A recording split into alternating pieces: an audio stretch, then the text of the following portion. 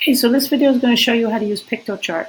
So this is my dashboard once you've created your account. Yours is going to be blank because you didn't create any yet, but these are all the ones I've created. So when you create one, you'll see it here. So I'm going to go to Create New, and I'm going to create an infographic. It takes some time to load because there's lots of graphics. So now you can go through and see if you want to use one of these templates and change it to fit your needs. I'm going to start from scratch. When you do that, it's going to take some time because there's graphics.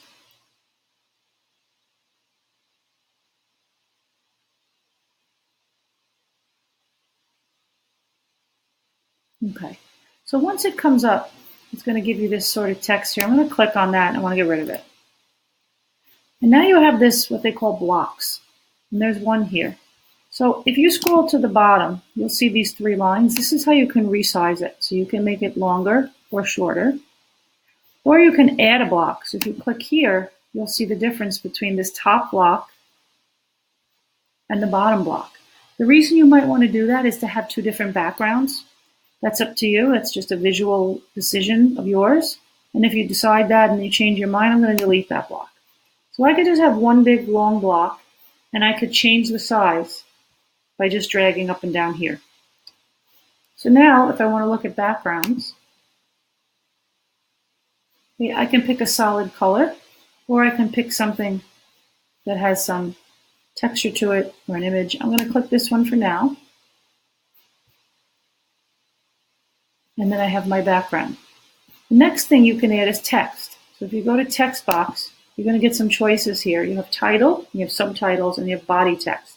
So when you're creating a title, that would be for a title of a section. If you want to put something more in, like a paragraph, then you would do body text. And the difference is that they have different fonts for different styles because certain fonts go well with certain styles. So I'm going to double click in here and highlight. And this is going to be about ocean pollution. But once you're done editing, if you click away from it, you'll see it change to sort of this box with the handles. This is how you can resize or move it. So I'm going to move it up here. And this is to rotate it. So you can rotate it how you like. So I'll keep it on that. And I'll move it over here. So now body text would be if you had a little more text. So information. So I'm just going to put this is where my paragraph would go.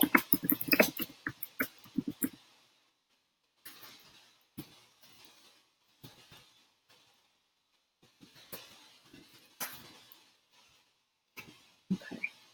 And then I'm going to move it over here. Now you'll notice when I highlight my text, you're able to change the font.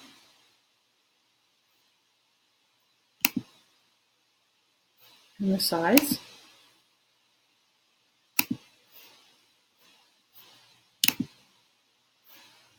In some fonts, you can bold. This one won't let you because it doesn't get any bolder, but depending on which font you pick, you'll have the option to bold and italicize. You can do your center alignment or left alignment. So I'm going to click off of that for now. And down here, you'll see some text frames. So if you want to use one of these, you can. So for instance, let's click on this one. And maybe you want to put something that stands out. Look at this. And you can make it larger.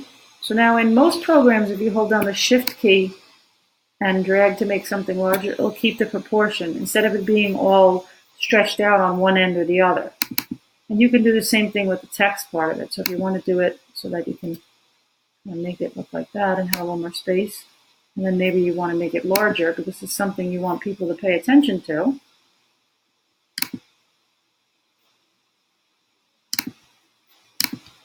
Okay, so you can have some graphics in there through the text if you want something to stand out.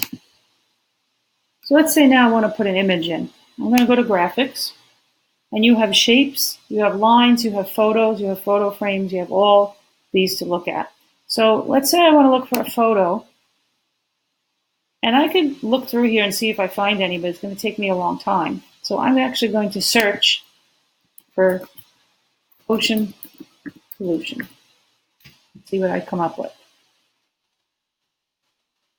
Okay, it has ocean. We'll have to kind of go through and see which ones might have something in it. Let's say I'm going to put this one for now.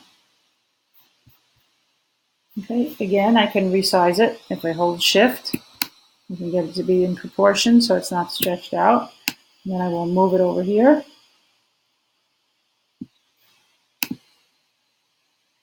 Okay, so you can move these anywhere you want. Now let's say you want this behind your circle graphic here. And when you bring it there, it's in front.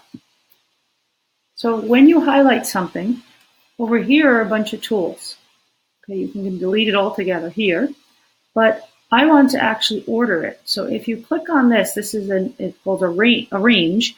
It shows you by images how you want it. So if you look at this image, it's showing you to bring in the front where it is now. If you want to send it to the back, you can do that. Or you can send it all the way back.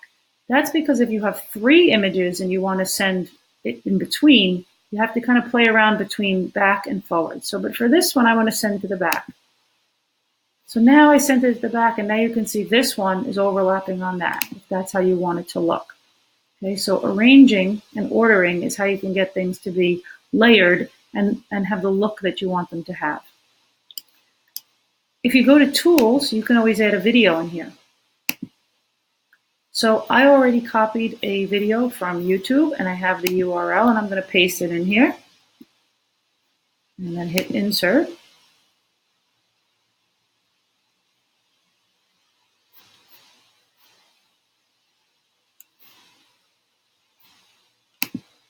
Try it again.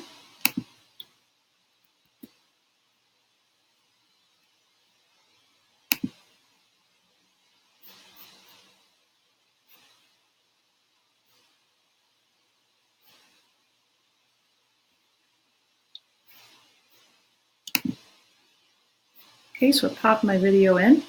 I can move it wherever I want. I actually ended up doing it twice because I didn't see it the first time. So I'm going to highlight. I'm going to hit delete on my keyboard.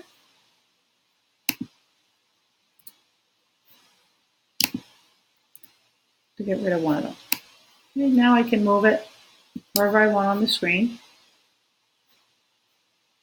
Okay, and you may not see it, doesn't look like a video here. When you publish it, it will be. You did put it in as a video, so it is actually a video. You can't see it until you preview it or publish it. Okay? And those are the things that you can put in your Piktochart. So you can arrange things wherever you want them. Uploads are for things that are on your drive. So if you can't find what you're looking for in the graphics, then you can upload something that you've saved in your drive from another site like Google. It automatically saves. Okay, so when you're done, you need to share this.